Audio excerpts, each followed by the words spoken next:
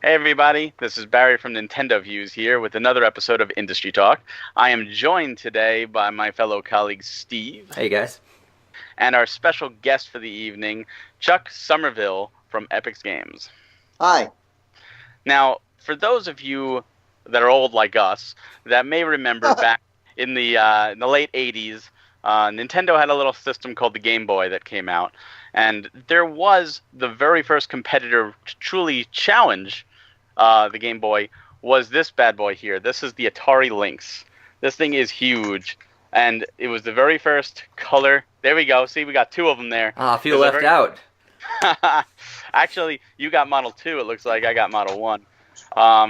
But the Lynx was the very first color portable system that came out. Compete with the Game Boy. There we go. There's Model 2. I have a Switch Pro controller. That's all I got. Now, unfortunately, the Lynx was one of Atari's failed systems, but it wasn't originally Atari's. It was actually Epyx's, and Chuck here has actually worked on a couple games for the Lynx, which I do have here. The first is Chips Challenge, which was an early release, and then we have Gates of Zendikon. Yep. And both of these games, I actually had a little time to play them since talking with Chuck, and I have to say they are awesome games. Like, I have not really played with my Lynx much, and it was great to get back into that era and definitely play your games. So thank you for putting these out, even if better late than never to experience in this. Now, Chuck, why don't you start off and just tell us a little bit about your time at Epyx. You started from 1983 is when you started. So why don't you tell us a little bit about that, how you got into it? So my first work at Epyx was I did a port of a game called Summer Games from the Commodore 64 to the Apple II. And I was recruited to do that by Jerry Jewell. And Jerry Jewell previously had been the president of Sirius Software, who they had published a lot of games for the Commodore 64 and the Apple II. And Sirius went out of business, and he went on to be Jerry went on to be a project manager at Epyx, and recruited me back, since I'd worked with him before, to do this port. So I did this port, and the people at Epyx thought, hey, this guy's a pretty good programmer. Let's see if we can keep him on. So I got a full-time job there at Epyx. I moved into the Bay Area to take that job. And so I worked on a lot of different games, mostly on the Commodore 64, previous to when the Lynx came out. And California Games was one of them. And eventually California Games made it onto the Lynx, but the original was for the Commodore 64. And that was a fun game. It was kind of, I think it was originally envisioned by Matt Householder. And my friend Kevin Furry and I helped manage the project, and I ended up getting a pretty good share of the royalties, thanks to my friend Kevin. I'll probably mention him quite a few times in this interview, because he's actually my business partner still. He basically told the management that he wanted to give all of his royalties to me. I have no idea why he did it.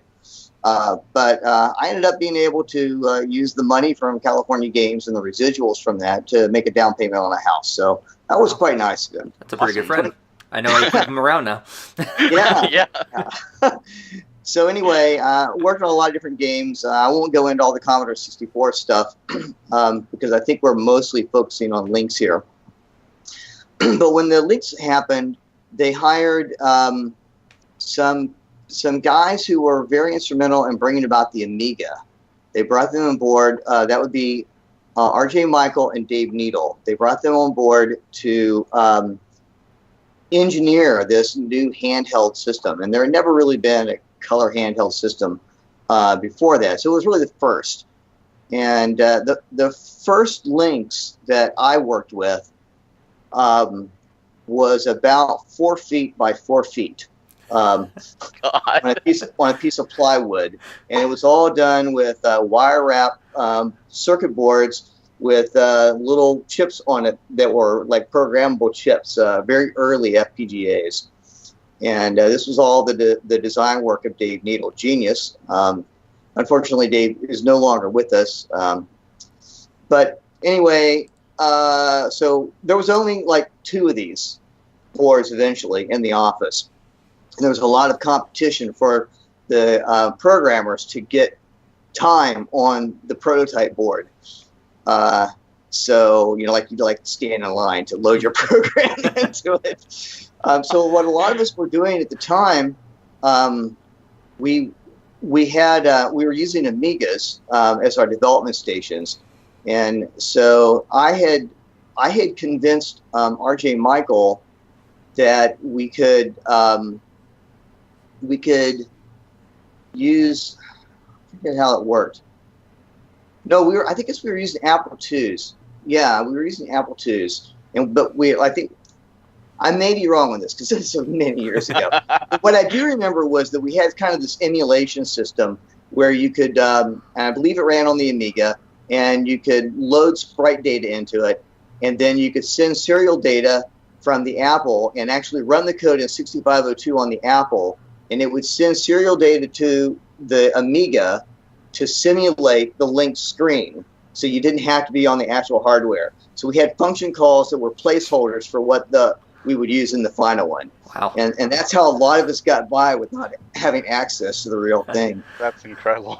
So, yeah, actually, of all the interviews I've done, I don't think I've actually brought that particular point out before, but it was quite amusing. Yeah. You know, through that. That sounds, wow. I can imagine the hectic and the work, you know, just being able to do that, like how revolutionary, like, oh, we don't need to go to that prototype. We could just sit at my desk and play now and test it out. Yeah, so we kind of had an emulator, but it still needed to run at 6502 because the Lynx was a 6502 machine. So in fact, the prototype that I made for Chip's Challenge, I originally did in low res on the Apple II because all I needed were these simple blocks. So I made these like 4x4 block low res icons for the different tiles, and I was like, you kind of play the game in low res on it. That's awesome. But that was what I did to kind of show what the game mechanic was, so that I could sell it to management. I said, I want to do something.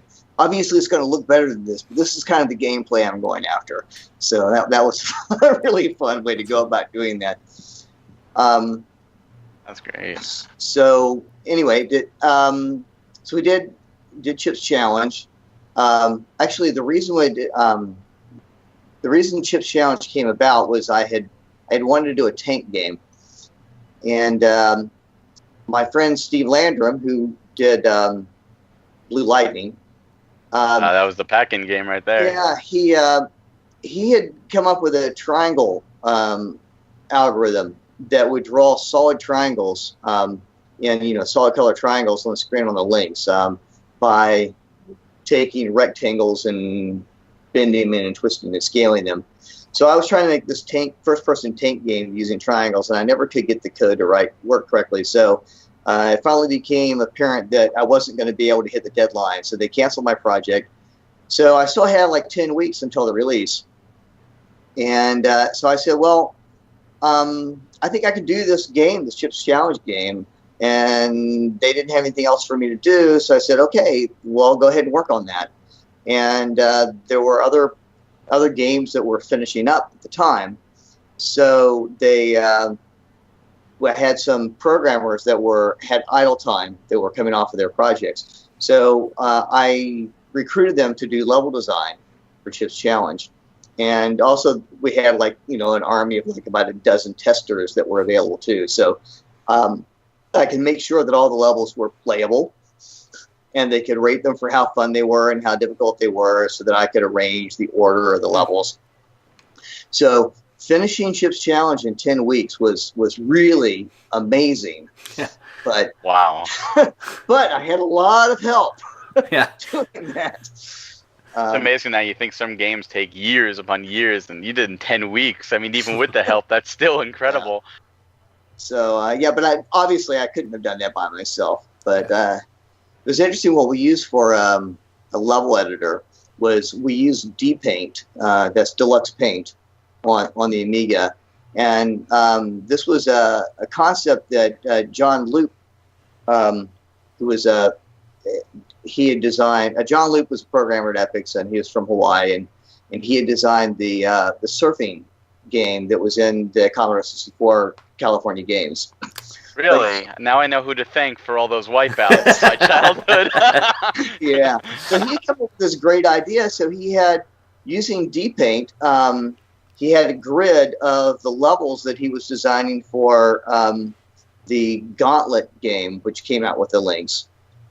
And so on the left-hand side of the screen was the main grid, and on the right-hand side, I'm doing this from your point of view, I think, he had icons that he would paste onto the map in grid mode, because it was snapped to the grid. And the icons had little colored barcodes across the top of them. And they were numbers. So after he had dropped the little icons on the map to make the map, he could take the map, the artwork, the bitmap that it made, and run it through a program, and it would strip the barcodes off of all of them and turn that into the data for the level.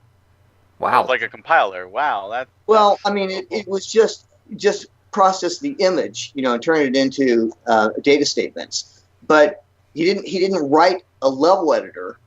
He just used an art tool in a grid mode to drop little pieces of artwork, and the numbers were encoded in the pixels across the top. So I borrowed exactly the same idea and used his program to decode the thing to do all the levels for Chip's Challenge. So that's how I was able to get a tool out to all the programmers that were able to very quickly create all these levels. And I think we had 200 levels. I had 200 levels to choose from that we had developed in that period of time. And I knocked it down to 148. All the ads say there's 144, but there were 4 hidden levels that you could only get to if you were very careful and looked at all the maps. There was one map that the rooms drew an outline of letters, that said like JHEN or something like that. And there were like 3 different codes that 2 of them were warp points that could get you farther along in the game so you could skip ahead. And then the last one was to the first of the 4 hidden levels. Oh, wow, that's cool. That's an age where people didn't hide as much in games then. That's really cool. Well, it was also an age before the internet where maybe you had access to this information. You couldn't just look up all the passcodes for all the levels. Right. I miss that age. There was something about sharing the information, discovering the information for yourself that was really special. Especially when you find something and then you go to school the next day and you're like, did you find this? This is awesome. Yeah, that was back when people were playing adventures and actually had paper maps, and they were like drawing maps of the adventures. And if you look at the instruction manual, I don't know if you had the instruction manual for Chip's Challenge. I think I do. Let's see. It's interesting. Oh, I do. There we go. So look in there and see if you can find a section on strategy. We're going to do this live. Here we go. The instruction manual right there. See that? Strategy. Right here. Strategy. Take notes and draw maps of difficult levels. Leave yourself an escape route whenever possible. Timing is crucial on some levels. Use pause to give you time to think.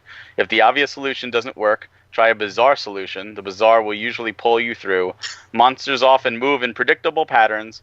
Many objects affect monsters the same way they affect Chip. And if you get stuck in an impossible situation, use option 1 to restart the level. That's what it says. Yeah, so there it is, like draw maps. Yeah. Right? This isn't like go Google the solution. Well, they did that with a lot of things at the time. I remember as a kid, I got the original Legend of Zelda, and that came with a map, and it only had the beginning area colored in, and then you actually had to color in the rest and draw the rest, which I used graph paper. I didn't want to ruin the map. But I loved that age because it was that sense of discovery, and you would spend all afternoon just to discover a few new areas of the map or a new area of a game, and it was like you would just climb Mount Everest at the time as a kid, like it was great. So that's awesome. So anyway, did you have another question, or you just wanted me to just keep this listening? That works too. I am that works. I am curious. You did mention California Games. That is a game from my childhood. That was actually the first game I did play on the Lynx. But like I did mention, I did play it originally on the Commodore 64, and then I next played it on the NES. Did you work on any of the Epyx NES ports or anything like that? Because I know Epyx had a few. I didn't work on the NES. The only Nintendo system I ever worked on was the Super Nintendo, and that was happened after I left Epyx.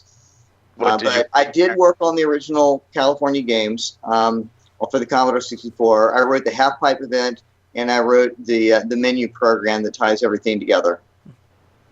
Half pipe was tough. BMX was my favorite, though, I have to say. The roller skating I didn't like, but the BMX roller skating was rough.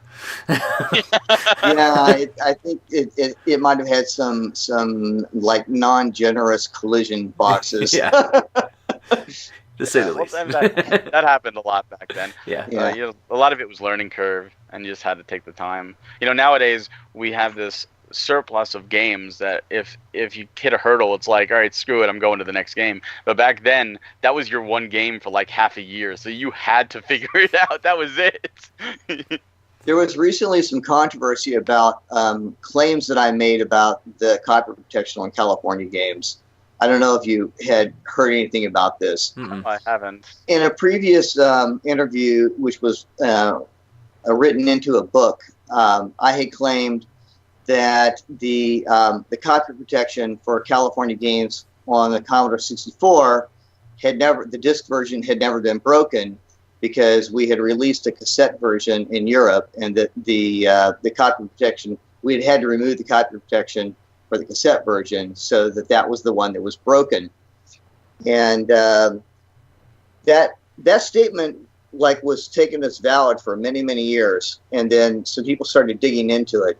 There are fanatics out there. Oh, yes. And a mountain of evidence against my claim came up, and people started calling me on it. And so I guess back in January, I did publicly retract my statement. Oh, man. But and I actually ended up chatting online with a pirate from South America who had claimed to have personally cracked it. But then there was actually a whole article written about it, about this mythical claim that I read, where he presented additional screen evidence and all sorts of stuff. So I went, wow, amazing how much work people put into a simple statement that I made that was put into a book. Yeah. Never underestimate the people on the internet. Like that, they will pull you apart, and they will find every little nook and cranny that's out there. If it's out there to be discovered, it will be discovered. In my defense, the statement was made because that was the belief that all the programmers at Epyx had at the time. And so it was the conclusion we came to, and we were basically criticizing the marketing department by making the statement, because the marketing department had forced us to release a non-protected version, and we were annoyed by it. We had spent probably a good 2 weeks on the copy protection. We worked really, really hard at it. Wow. Yeah. Well, piracy is still an issue to this day. It happens all over, unfortunately. I mean, and piracy is what led to a lot of what some people think boneheaded decision, like the GameCube mini discs and as opposed to actual CDs. Or DVDs even at that time. That's yeah. It just shows that even back then in the 80s, you weren't safe from it. There was a company called Mindscape that did text adventures, and they came. Their electronic novels came with a book, and the copy protection would be you had to look up a word on a page in the book. And it turns out that copy protection is too good, because there are limited numbers of those books out there. So people who can play the game are only people who have copies of that book, really. Yeah, they were like that even on the Amiga. What I remember, there was one game. It was like Dino Wars or something. I'm probably wrong with the name, but it was a dinosaur-based game. And I remember, in order to start it up, you had to use like a graph code, and it was printed specifically on red paper with black icons of like which dinosaurs appeared. So if you tried to photocopy it, you couldn't photocopy it. It came out just black. And another game was Maniac Mansion on the Atari and the PC. The original release of that, you could play the game until you had to go upstairs, and there was a password on the door, and it actually told you to turn to the manual and stuff. So if you didn't have the manual, you couldn't finish the game. Yeah. Oh yeah, I forgot all about those. That's what you had to do. I mean, now a certain PC have like CD keys, like StarCraft had a key and Warcraft and stuff like that, which was their version. But I think it was more creative with the manuals. But like you said, so many of those manuals are gone now that you can't even play the games. Right. No, but simple manuals you can probably scan them and put them up there for people to get. But an entire book, that's tough. I mean, because it was actually like the book was like this thick. So, I actually have a copy of it because I had friends at Mindscape. There were programmers on those things, and they gave me copies of their games. So I have those books. Nice. That's cool. Yeah, I'm sure I have one of them somewhere. I haven't thought about that in forever. So let me ask you, going just in this era, you were with Epyx. What was it like having to bring that to Atari? And bring that project that you were working on, the Lynx project, to Atari. Oh.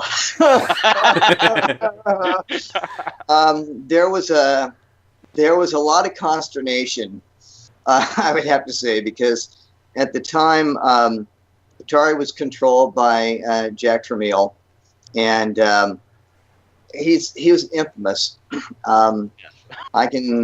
I can tell you some stories. Apparently, he helped with the downfall of Commodore, and ended up buying them by killing them first. It's like he would there was some story about not supplying parts, or making it so that they couldn't make their product, and then when they had financial problems and the stock went down, he bought them. So he was a rough businessman. He was really, really shrewd businessman, and a lot of people didn't like him, including R.J. Michael and Dave Needle.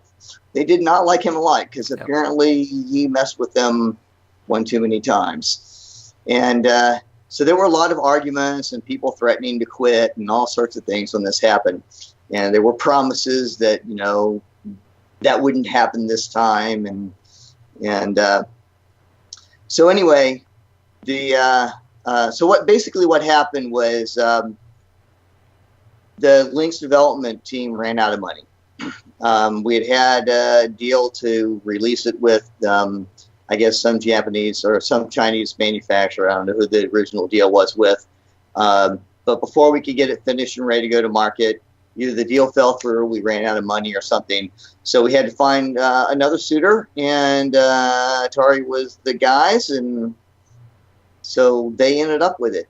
In my opinion, they didn't really know how to deal with the handheld market, and they didn't put enough advertising into it. Like, maybe it was a case of not invented here. I don't know. But I never felt like they put their best effort into promoting the product because, I mean, it was a cool color handheld. It was a cool system. Yeah, it was a little bit big by today's standards, but at the time, nothing like it existed. Yeah, it was absolutely the first color handheld. And it's funny, for Nintendo fans, we just witnessed the Wii U die. One of the main things was lack of marketing. And it's true. A lot of people, if you were just go up to people, even our age in the 30s or in the 40s and say, hey, do you remember the Lynx? No. No, I'll be honest with you. I'm sorry, Steve, I'm putting you on the spot. Sorry. But I actually put the links up. I said to Steve before we had you on the call, I said, I got the links here. Here it is. And he was like, wow, I've never seen one of those before. And that's right there, reality. In someone's hand. I've seen it, but I've just never actually seen it in someone's hand before. Because I didn't know anybody that actually owned one. And that was like the big thing is, that Nintendo really marketed the Game Boy really well, and Sega really marketed the Game Gear very well. And I knew friends that had both, but I don't ever remember knowing anybody that owned a Lynx until I met Barry, actually. So. Yeah. Well, at Epyx, it was a super big deal. We had a whole section of the building devoted to it, and with card key access and everything. So only people who were on the league's team were even allowed in that section of the building. And we weren't allowed to talk about it to the rest of the company. It was, very cloak and dagger. Now, see, one thing you did mention, you mentioned about, Jack and how he took down Commodore. And, nowadays, the big three that are still there, they're very friendly with one another. In fact, the whole console war idea is actually more fan-driven. It's not actually the companies. But back then, even before the Genesis SNES war, the 16-bit war, it was pretty cutthroat. I mean, obviously what Jack did to the Commodore, but even before that, the Intellivision, the ColecoVision, and the 2600, all their ads were just one-upping each other. So I'm kind of curious, what was Epyx's stance? You're going into this handheld market. This handheld market has pretty much been dominated by Nintendo. First the Game & Watch, and now the Game Boy coming out, which also was a 1989 release. So the Game Boy came out before the Lynx hit marketplace. What was your take on how do we take down Nintendo? Were you banking completely on the color screen, or were you, what was the attitude in the office? Because I would love to know. I think you're probably asking the wrong person as to what our strategy was for going forward. I can tell you that the programmers on it thought it was the coolest thing, but we weren't involved in the strategic placement or marketing of it. We were just making cool shit. So I have no idea what the strategy was for that. I'm sorry, I couldn't tell you.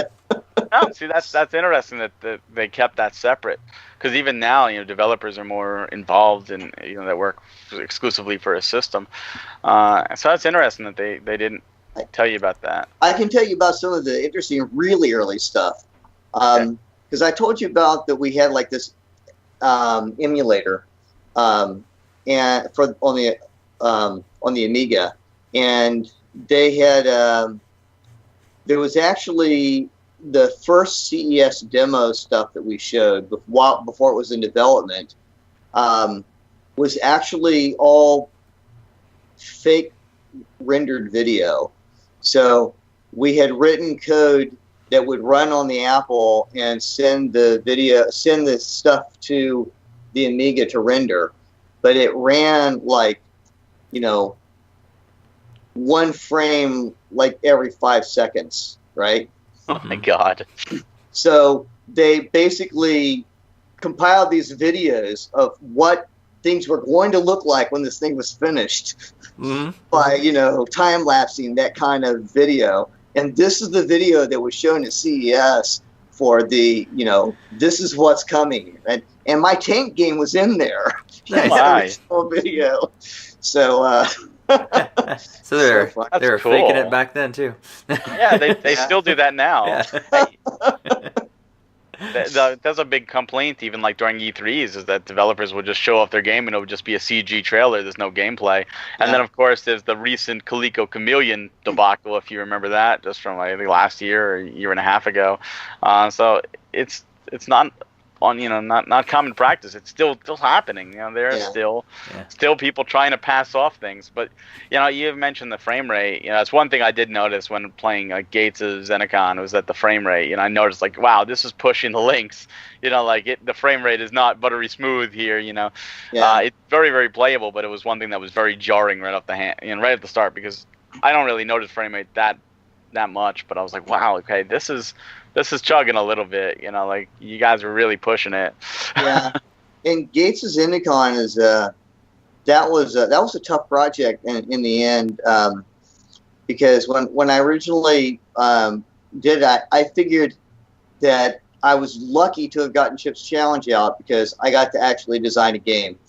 And of all the work that I had done at Epyx, it was the only game that I got to design. Almost exclusively, marketing would come to us and say, "Oh, we want a game based around Winter Olympics," right? And it's like, "Oh, okay." So then the programmers would sit down and we would brainstorm. We would come up with, events for the Winter Olympics, and people would choose, well, I think I can do snowboarding, or well, actually snowboarding wasn't a thing. I think I can do this downhill. I think I can do this. And then we would build the game. But it wasn't our idea to do Winter Olympics, right? Yeah. But Chip's Challenge was like, I want to do this game because I want to play this game, right? I don't want to make this because somebody thinks it's going to be a good game. I want it because, it came from the heart. It's what I wanted to play. But Gates' Zendikon, it's like, I figured, okay, I'm probably not going to get to, do a game just because I want to play it again. So what can I come up with that they'll probably think, oh, we recognize games that are like that, and they're sellable. So I said, okay, I'll do a shooter. Right, I'll do a vertical scrolling shooter, and that's something they can understand, and then maybe they'll go for it. So I pitched it. In fact, they said, "Yeah, we'd love to do a vertical shooter." Okay, I'll do a vertical shooter. You twisted my arm right there, Well, yeah, I wanted to do another project on the Lynx, but the thing was, it didn't have enough memory to hold all the artwork and all the code because it only has 64K of RAM. The cartridges were bigger. You could get 128K on the cart, but it couldn't hold everything in RAM. So I wrote this real-time linker. So my blocks of code, 6502 code, had this data structure at the beginning. The code itself was written to be, compiled a particular address in memory.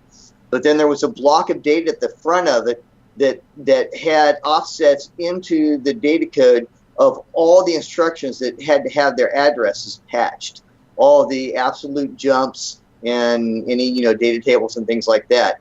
So when a new monster got loaded in that was going to come down the screen, it would load the block of code in. This was something that this concept that I had borrowed from Steve Landrum because he did that on Blue Lightning. He was loading artwork in. So I was loading both artwork and blocks of code, and then I had to relocate the code on the fly to where it ended up in memory.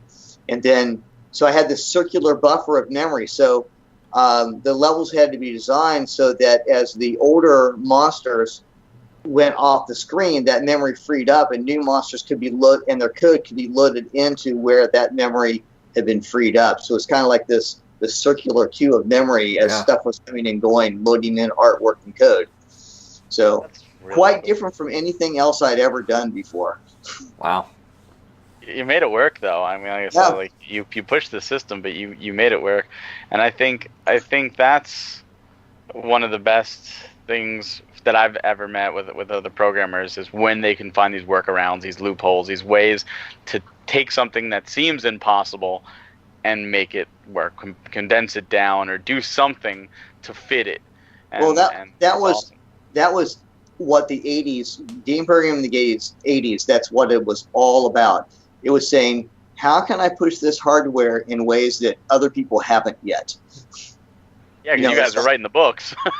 Yeah. So it's like, well, you've got 8 sprites in the Commodore 64. You got 8 sprites, but the people that designed the hardware maybe didn't think about the fact that if you reposition a sprite that's at the top of the screen and you change its Y coordinate to farther down the screen, that the video hardware would draw it again, right? Huh. So you would let the video hardware draw it, and you could get an interrupt on the raster line, as it went down. So it would draw the sprite here, and then an interrupt would happen, and then you would go and you would change the artwork for the sprite and position it farther down the screen, maybe a different place horizontally, and you could hit the same sprite on the screen 8 times with different artwork. There's only 8 sprites in the system to begin with. So it was becoming a master at doing stuff like that.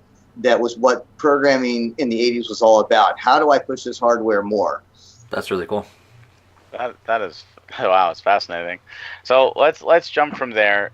You left Epyx around '90s, but you also mentioned that you did work on the Super Nintendo. What was that like? What game did you work on there, and how was it different than the Lynx and the Lynx project?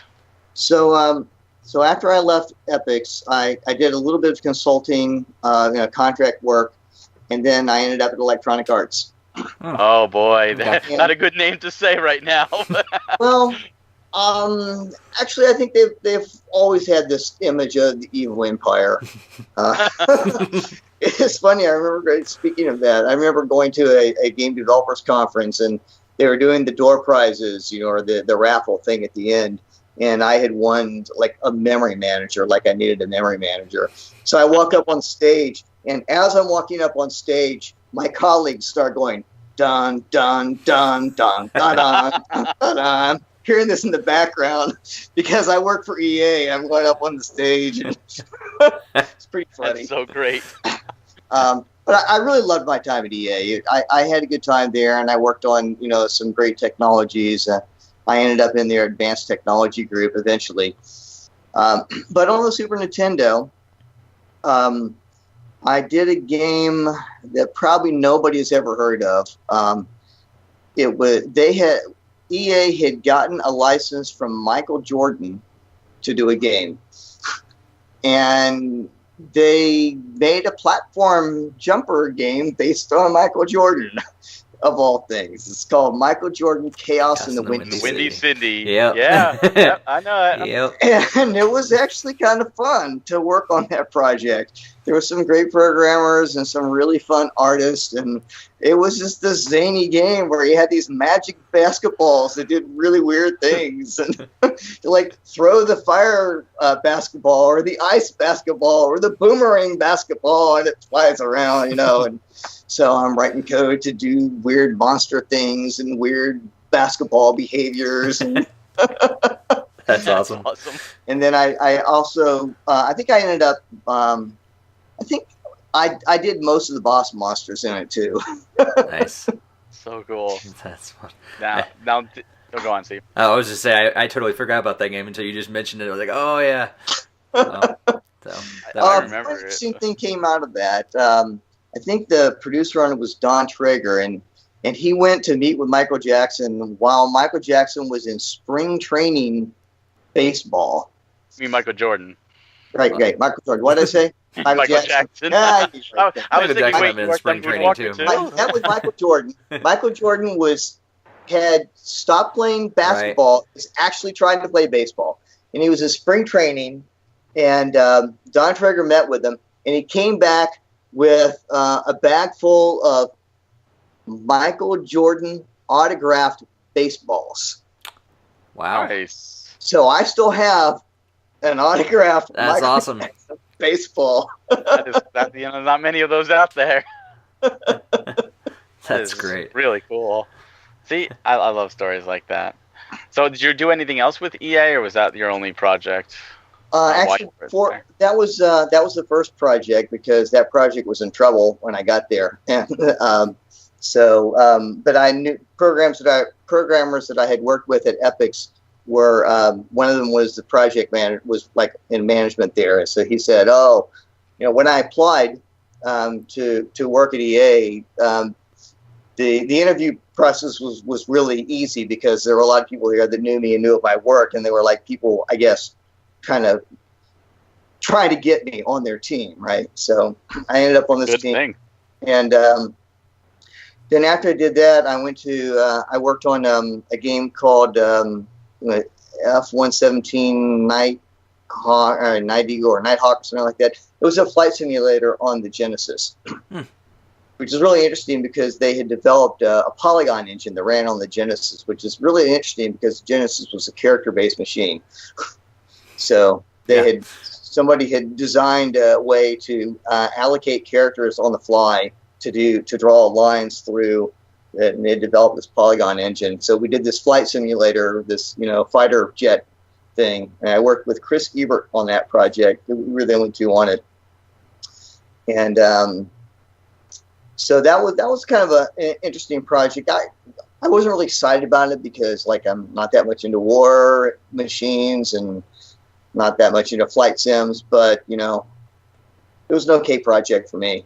But then I went on to work in, they had a coin-op division for a while at EA. Then I don't think they ever actually released anything. Aw. And I was working with a programmer and ex-Atari coin-op guy there named Ed Log, and we were working on a driving game, which never went anywhere. And then I eventually ended up in the advanced technology group. That was the team that worked on whatever the cutting-edge hardware was at the time. Okay. And the project I was on there was a port of Shockwave, which I believe is a 3DO project, porting it to the PlayStation. So anyway, so we did that port of the PlayStation. At the end of that project was when I left EA. So that was 2.5 years at EA, and I had a disagreement with my manager, and at that point, and I decided, like, I don't need this crap anymore. So I checked over at 3DO and contacted my friends over at 3DO, and I said, hey, I'd like to come over there and work for you. And they said, sure, come on over. So I went in to 3DO to work there. And Please tell me you did battle tanks. Please tell me you worked on battle tanks. I didn't. Oh man, I was hoping. Finally got his tank game. But an interesting thing about tank games so what we were doing at 3DO was 3DO was developing their second generation console, and it was never released. Yeah, the one that was shown on video 395. That was the M2, and a lot of money was being spent on that. Lots of people working on that project. And my manager was a guy named Ed Rotberg, and he is ex-Atari Coin-Op. And he's maybe best known for 2 games from Atari Coin-Op. First one being Battlezone. I don't know if you remember that, the tank game. Vector tank game. Yeah, Vector tank game. Yeah, they just did a new one of that too on the And then I think he also worked on Stun Runner. But anyway, so he was the project manager, and we were working on a race car game, which was going to be with the initial release. It was called IMSA Racing, and we had a great team of people, of artists and programmers, and I was working. I was working all the 3D camera work, manipulating the math of the cameras as it moved through and followed the cars and went into the car and came back out and did all the replays of tracking the cars as they went by, and then optimizing all the views so that it could occlude scenery that wasn't visible from certain points. And so that was all the work I was doing on that project. But an interesting story about my hiring at 3DO, on the first day when you go into work at 3DO, you have your hello meeting with Trip Hawkins, right? Because he was the head there, right? So he has a stack of resumes there, and of course his job is to walk me to the company and give the Yahoo 3DO, and it's a great thing to do. I totally agree with that. I'm not trying to make fun of that, right? Yeah. It's a typical thing. Welcome to our family.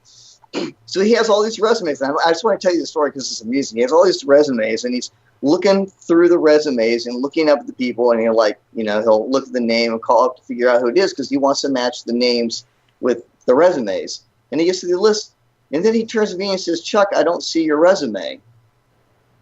Now, I had never met him face to face before, never really had a conversation with him. He says, "Chuck, I don't have your resume here." And I said, "Are you sure?" And he looks, he says, "Oh, it says Charles. I just know you as Chuck." Like, really? Like, I didn't realize that my name was well enough known that Trip Hawkins would just know my name. Right. That's great. So that was really great. And in the end, when I finally left, 3DO, I had another nice compliment from him. So we finished the project on it. We wrapped up the game, and shortly, like while we were wrapping up the game, we were told that the M2 project was canceled, and there was a lot of sadness. And I remember having to talk with Bill Budge about this, and because Bill Budge was there too. I mean, you probably know who Bill Budge is, right? Yeah. Pinball Construction Set, right? So Bill Budge was telling me about how he was bummed out about, the M2 project going down. And I said, I'm not sad at all. I said, because during the time I was here, I got to work on some really cool hardware, really cutting edge hardware. And I got to work with some amazing people.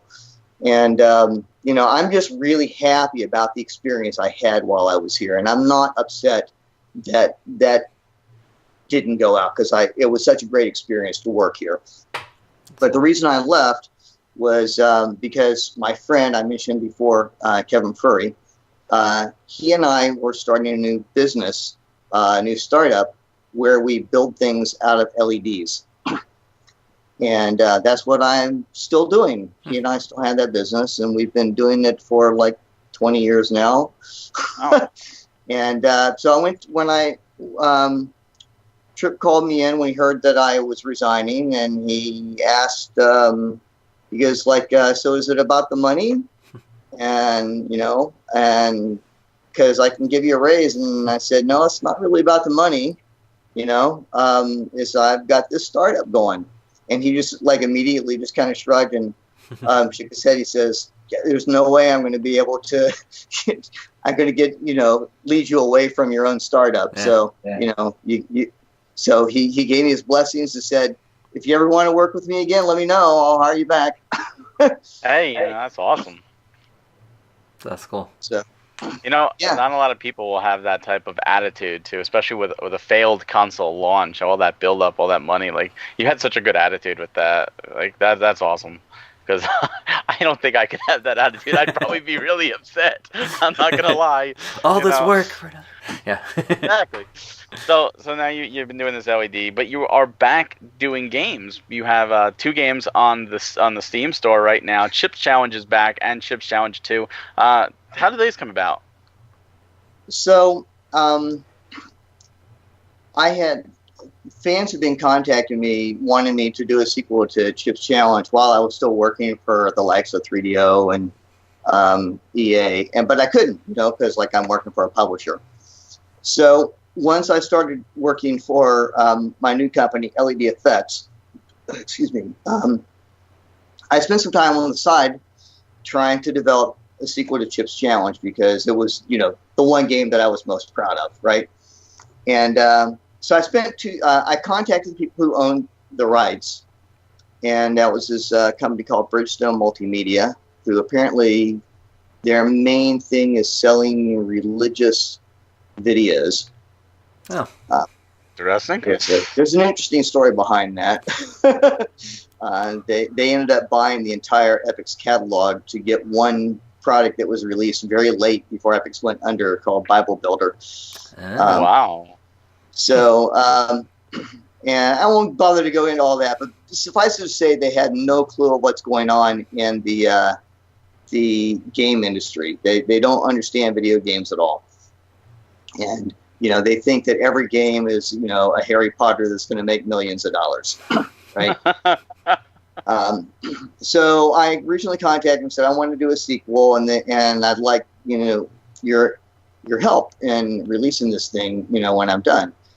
And so they said, sure. They kind of gave me their blessings to go along with the project. So I spent 2 years developing it. Via email, I got in contact with the fans, and I had about 20 people, fans out there that were testing the levels and designing the levels, and I had them all under non-disclosure. They all had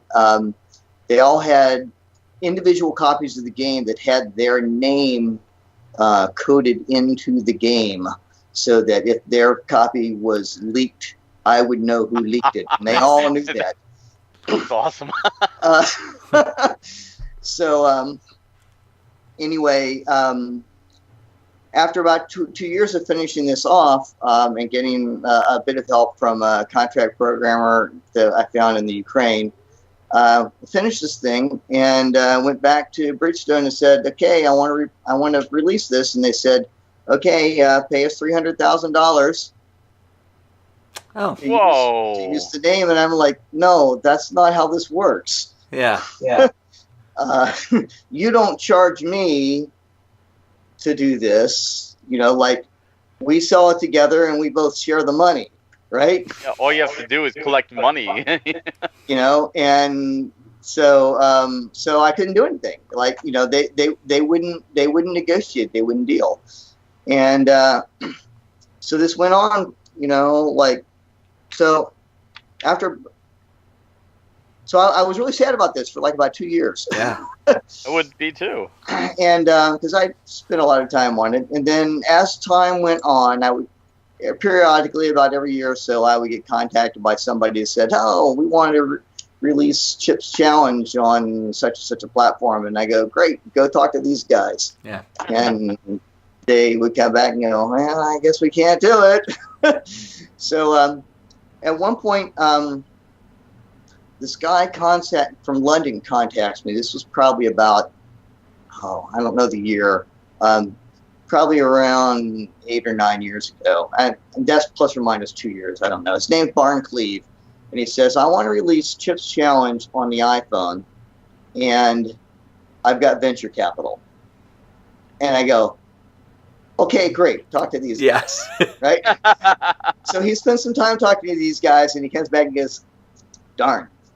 Okay, those guys aren't going to budge." But he goes, "What we might be able to do is we can release a similar game on the iPhone, and we can put in the description from the designer of Chips Challenge, because that was legit to do that, right?" And then, I said, "Okay, that sounds like a good idea." I said, "But I got a day job. I can't write the code." And he goes, and I said, "Oh, I also had this other game, Chips Challenge 2, that I've been doing." And I sent him that, and he looked at that, and he said, "We'd like to release that, but we couldn't get the rights to the name Chips Challenge is the real problem, right? Because I never owned it, because I was a salaried programmer at the time it was written." So anyway, so Barnes says, "I know, we'll call it Chuck's Challenge." Ah. I go, "Okay, we'll call it Chuck's Challenge." So he'd come up with a storyline, and he hired a studio in Costa Rica to develop this game. And turns out the venture capital he had was actually his savings. It was his own money. But I didn't learn that until sometime later. But he hired this studio in Costa Rica, Fairplay Labs, to develop this game. And they had artists, because they were right across the street from an art college, and they were getting young talent from that. And they had a great treatment. So this game came out on the iPhone. It was called Chuck's Challenge, and you can look that up. And then it was eventually released on Steam. And then there was a variant of it done. We got access to the Ben 10 license. And then there was a variant of it released as a Ben 10 game. And it turns out, though, in today's market, where everybody wants a game for free, or they want to pay $1 for it, it's really, really hard to sell enough money to make ends meet.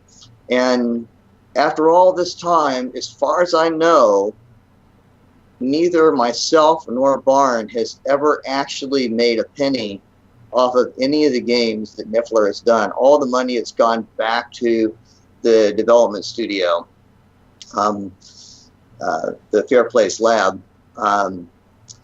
But eventually, a few years back, 25 years after Chips Challenge was released, Barn went back to Bridgestone and said, "Look, you guys have owned this title for 25 years and you haven't done anything with it. It's either now or never. Nobody's going to wait around. Nobody's going to care in 50 years, right?" So they finally struck a deal with Niffler on it, a very generous rev sharing deal where we didn't have to pay money up front, because they still wanted, by this point it had gone up from 300,000 to even more outrageous. Oh my God. So anyway, so they have I can't divulge the details, but they had a very generous rev sharing deal, and we were able to get the rights to use the name. So we were able to release Chips Challenge and Chips Challenge 2. The Chips Challenge version is actually running on the Chips Challenge 2 engine. And it was actually written in Microsoft Foundation class like 20 years ago. So it's actually the original Microsoft Foundation class implementation, the original one that I wrote way back in the day. It was released under Steam. That's awesome. Wow. And actually, within the next week, there's going to be an update to it.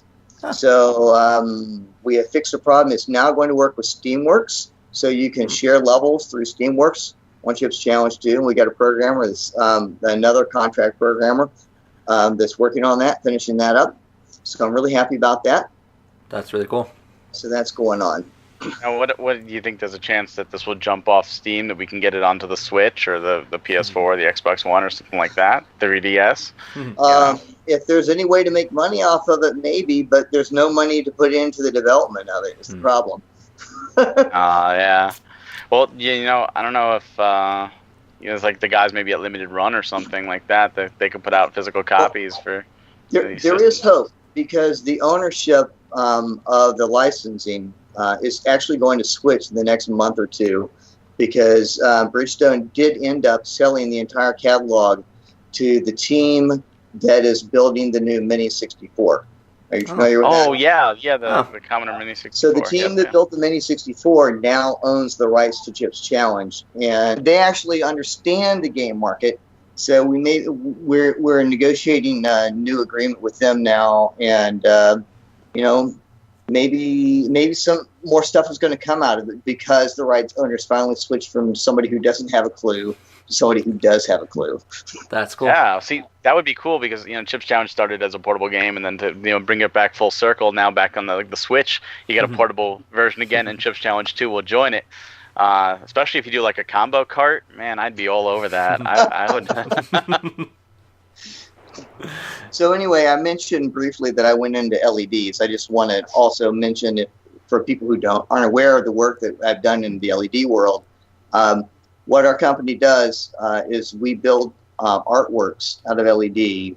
We fabricate artworks that are designed by artists, and we also do custom installations. But the project that we are best known for was we built the Times Square ball that comes down on New Year's Eve in New York. Wow. Seriously? Oh my God. So that's one of my projects. That's amazing. Wow. I see that all the time. Wow, that is awesome. So my friend Kevin Furry, who's nicknamed Fuzzy, and I have actually been pretty successful in the LED world. Yeah. So it's really not a bad choice for me to leave 3DO at that time. Yeah. That's a big deal. Wow. You must really love New Year's Eve. There it is. There it is. That's so cool. That is amazing. Wow. That I did not know. That is awesome. So I do have one quick final question. Just out of your curiosity, you obviously got into the gaming industry in the 80s. You're now back in it part-time. What is your take on the state of the industry, like the way it is now with Sony, Microsoft, Nintendo versus how it was with Atari, Commodore, Coleco, Nintendo, Sega, Atari? It's a great question, but I don't think I can make a fair answer to it, because in all fairness, I'm really not in the industry. I'm essentially a bit player in the indie market that nobody really cares about, and I recognize that. And I'm not going to pretend like I'm anything else. You have to be at least watching some of this stuff or seeing some of this stuff, and it's got to bring back memories. Just out of curiosity. Mostly, I watch my sons play video games. And I see what the technology is out there, but I'm really not tracking the game industry that tough. I watch the LED industry pretty closely. Yeah. I bet you do. Because that's my day job. Yeah. But I'd like to give you a good answer to that, but I don't have any expertise to answer that in a valid way. Oh man. Well, I can't say it's. That's, All I can say is that I know development is way different than it used to be. I mean, but that's been true for the last decades. It's been huge teams and stuff, and multi-million-dollar projects with thousands of people on them. I know that it's way different than it used to be when you could do a project with 3 people. However, the indie market is actually quite growing, and there are many projects out there. I'm going to name one, Dusk Elysian Tale, that was done by one person. I think Axiom Verge was done by one person, that are coming out, and these are like award-winning games. So I think the age where these small development teams in the indie community can actually come back, and are coming back. So thank goodness for Unity thank goodness for Unity and Unreal Engine. Yeah. Yeah, well, definitely that. For sure. Because if we had those type of tools back in the 80s, it would have been killer. But, right. The fact that somebody actually, made those things a reality. And, it's actually a good friend of mine that I worked with at Epyx, Tony Garcia, was at least not too long ago, was the director of our VP of development at Unity. And it was great going to a GDC once and meeting with them. So, it's good to see my colleagues out there making cool stuff happen. Yeah, that's awesome. Well, on top of everything else, I do also want to mention that as of right now, there's still 2 days left. So if you're watching this, a week from now, then this won't apply. But I do want to just, I want you to tell the story of this eBay auction that you do have live right now, because I think it's a really heartwarming story, and this whole world does not have enough of this. So I do want you to tell a little bit about that. Let me tell you about that. And I'll draw the story out just a little bit. So the work that I do in the LED stuff, building artworks, we built an artwork in San Jose, which is on Santa Clara Street under Highway 87. And it was designed by Dan Corson. It's a bunch of circular lighting fixtures that are mounted on the bottom of the freeway. It's called Sensing You. And when we were just, I'm stretching the story out, but I want to give you kind of the background. Yeah. When we were designing it, the artist wanted it to be interactive. So we searched around for games that people play on their phones that are interactive. So they want people to interact with their phone. We found this game called Ingress, made by a company called Ingress. They did Pokemon Go right now. That's right. So we contacted Niantic and said, City of San Jose has commissioned this artwork, and we'd like to tie it into your game. And they said, okay, we can do that. They were still part of Google at the time. So we started working, and I started working with the programmers at Niantic to do this project. And so we tied it into the game so that, and I didn't know much about the game. So we tied it into the game so that when you, when one faction takes over the portal, because there was a portal there at the artwork, then it would be like a 5-second, Scooby Snack color change to their color. And so I started studying this game, and I started getting into it. I said, well, this is kind of a cool game. Yeah. So I started having fun with it. I got my wife into the game, and she plays with me now. She actually plays a lot harder than I play. But what we started discovering once we got close to level 8, which is where your equipment stuff maxes out, your equipment power, was that there was a very active community in the Sacramento area. I live in Folsom, California. So we started getting involved with the community, and so we would go off and do these big multi-agent missions. And there was this couple in our community, and they were great. We had a lot of fun playing with them, and they eventually broke up, but the young lady was pregnant, and she was like, getting ready to deliver, and she's like doing her nesting thing and cleaning out her apartment to get ready for the baby. And as she's cleaning out, she came across this old lynx, And she knew that I had a history in video game stuff, and I think she knew that I'd actually worked on the Lynx because we talked about stuff. So she said, "Do you want this Lynx? I don't want it anymore. I'm going to get rid of it. I'm going to throw it away. If you want it, you can have it." So I said, "Sure, I'll take it." And then I started thinking, I'll bet I could actually do something cool with this. Yeah. So I refurbished it. I had to replace the speaker. I had to clean some contacts. It came with a California Games cartridge. And since I'm best known for Chip's Challenge, I bought a copy of Chip's Challenge off of eBay. And then I bought an AC adapter, genuine AC adapter, Atari adapter to go with it. And I had this, I used to carry my Lynx around in this TDK cassette case. You used to be cassettes in a plastic container. I remember those days. The Lynx fits in it really well, and it protects it. So anyway, that's part of it. And so I said, okay, I'm going to get this thing up, and I'm going to put it up for auction, and I'm going to offer to autograph the cartridges and the Lynx. And so I started spreading the word about it, and for like the first day, there were no bids. I started at $100, and then somebody made a bid, and then it started climbing up. It's now at $550, and where the English community that I'm part of, they're like, "Wow, this is amazing!" And of course, the young mother knows about it, and she's excited. She's going to put the money into savings for the baby and things like that. And it's really, really cool. And it turns out that the guy who has the high bid is actually is a very strong Chips Challenge fan, and I will always friend on Facebook. I will friend anybody who is a fan of my work. So it turns out we were already friends on Facebook. So I've been in contact with him, and it's funny. He said he's got mixed emotions because he really wants the hardware and the autograph, but he really wants to be helpful too. Yeah.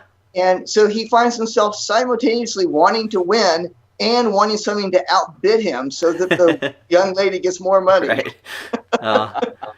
That's so cool. I mean, I think it stems probably from, maybe from you, but I mean, just your attitude the whole way through. Even just being grateful for having the opportunities to work on these games, and now being able to help other people, and it seems like even your fans are jumping on board and having that same attitude. So that's really so cool. Absolutely. Well, it's probably one of the reasons why I fit in so well at Burning Man. So. And I mean, the story it touched my heart right from the beginning, right when I read it, and that's why I had to reach out to you. I said, "Oh my God, this is just an amazing story." So everybody listening go outbid them. Go outbid them. It's for a good cause. Yeah. Yeah. And you get something really, really cool. So that is just fascinating, and I'm so happy that you're doing that, and it's nice to see people helping each other, especially in today's climate. And that's one thing we all have in common here is we all love video games, and it's great when video games can help, someone else like this. So I do want to say thank you to you, Chuck. Thank you so much, not only for being on the show, we loved having you here, but also for sharing these stories. These stories are what I love playing games for, not just for the stories in the games, but for the stories behind the games. And that's one of the reasons I became a collector myself. So that is just awesome. I will actually look at my Commodore 64 California games a little bit better now, even after all the hardships of my childhood. Well, and thanks, just for what you did in the industry, early on and stuff too. I mean, really, you played a huge role in paving the way for, the amazing games that we have today, and all along, so yeah, thanks for all your work. Thank you too for that. It's true. Now, for all of you listening, again, if it's within the first 2 days that this goes live, please go over to eBay. We will put a link to that auction in the description. So please go outbid. As for other projects, you can go to Steam right now and you can get Chips Challenge 1, Chips Challenge 2. You can play them there. Hopefully, we will see them on the Switch and other consoles soon in physical form. If you get Chips Challenge 2, be sure to buy the bundle package that includes the level editor, because you can make your own levels for it then. There you go. So get the bundle pack for Chips Challenge 2, especially if you're creative. I mean, see, we have Mario Maker, and now we have Chips Challenge Maker. I love that. I love it because it becomes infinite content. Right. And you can't go wrong with infinite content. Well, it's so cool because it harkens back to how you went about the first game. You know, you had this idea and you brought other people on and put other ideas together, and that's how you created the game. And it's still carrying on that same idea to this day. Everything comes full circle, and that's what's so great. Just like the coding, Right, just there you go. All right, so thank you again so much, Chuck. Okay. Thank you, Steve, And thank you for the time. I really enjoyed chatting with you. Absolutely. And for everybody else listening, definitely check out those games and check out the eBay auction and check out NintendoFuse.com for a bunch of different shows that we do, like Industry Talk, as well as our monthly podcast, our reviews, our gameplay, our news, everything. Just go to NintendoFuse.com or our YouTube page and subscribe and let us know what you think in the comments below. And we'll see you next time. Thanks for watching. Bye-bye.